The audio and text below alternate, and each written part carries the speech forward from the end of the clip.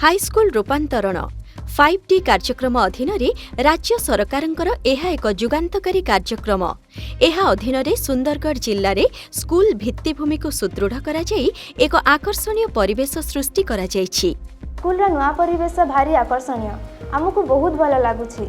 आगरे आमे पुराना डेस्क बेंच रे बसुथिलु, कलापटा माध्यम रे टीचर्स माने आमको पढ़ाउथिले।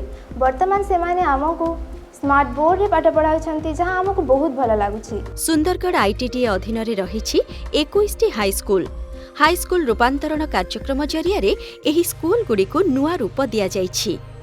मु बड़ डॉक्टर हेबाकू चाहूँगी। आगरू आम विद्यालय रे साइंस लैब नथिबारु प्रैक्टिकल करि पारु नथिलु।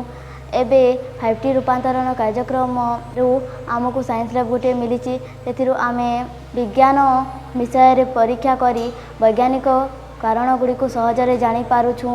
5T रूपांतरीकरण द्वारा आम विद्यालय रे एक नूतन ICT लैब होइछि जो थरे कि आमे कंप्यूटर रे PPT एक्सेल भरी अनेक गुड़े कार्य करि पारुछु। ता छडा आम कंप्यूटर रे ई कंटेंट रो अनेक गुड़े वीडियो रहिछि। आमे गोटे विषयटे को भल भाव पढ़ी सारा पर वीडियो माध्यम रे देखि ताकू भल भाव बुझी पारुछु।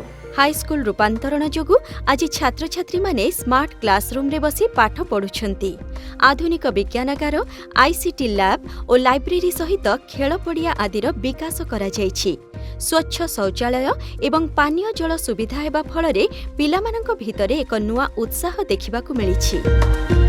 आदिवासी उन्नयन विभाग द्वारा 5T हाईस्कूल ट्रांसफॉर्मेशन माध्यम रे जो विभिन्न काम कराला हाईस्कूल गुड़ा करे तो जमिति कि स्मार्ट क्लासरूम हो, ई लाइब्रेरी हो, लाइब्रेरी साइंस लैबोरेटरी आउ स्कूल कैंपस को मध्य टोटल ब्यूटिफिकेशन कले आउ एहा माध्यम रे तांकर गोटे भलो कैरियर होबो बोली आमे आशा करूछु।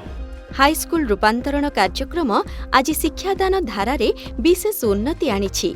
तेणु आदिवासी छात्र छात्री माने हाईस्कूल स्तररू डाक्तर, इंजीनियर, वैज्ञानिक, शिक्षक एवं IAS आदि हेबाकू स्वप्न देखि पारुछन्ति।